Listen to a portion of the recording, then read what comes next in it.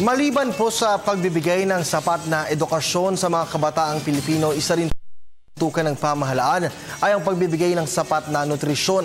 Kaya naman iba't ibang programa ang ipinatutupad ng pamahalaan upang maisakatuparan ito. Alamin natin yan sa ulat ni Dina Pagibitan. Gusto mong maging? Teacher po. Bakit? Para po maturuan mga estudyante. Doktor. Doktor, bakit? Para mapatulong ako mo. Para mapatulong po. Para bilis. Para makatulong. Teacher. Ito ang mga karaniwang pangarap na nais makamit ng sa mundo, maging guro o doktor para makatulong sa kapwa.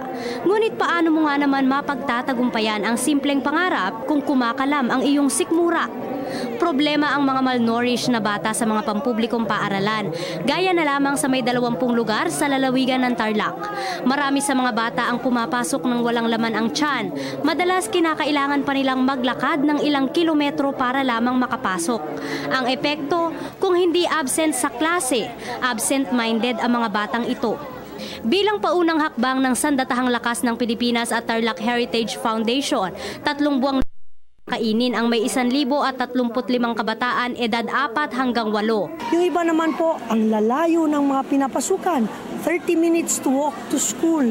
So can you imagine po, wala ka ng almusal, 30 minutes ka pang maglalakad sa tag-init.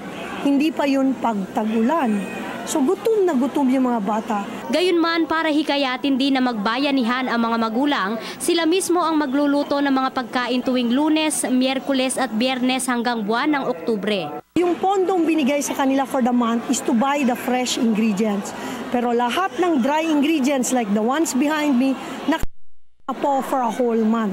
Bilang guro, mahirap daw para kay Ma'am Jessica na makitang matamlay ang kanyang mga estudyante tuwing klase.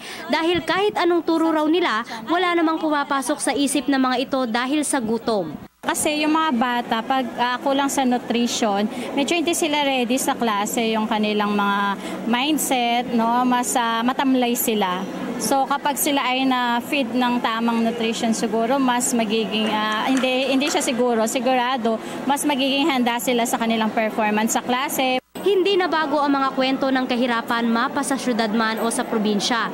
Hindi na rin mga suliraning kinakaharap ng mga estudyante para lamang magtagumpay sa buhay. Ngunit sa tamang nutrisyon nakasalalay ang galing at layo ng mararating ng kani-kanilang mga mumunting pangarap. Para sa Telebisyon ng Bayan, ako si Dina Pagibitan.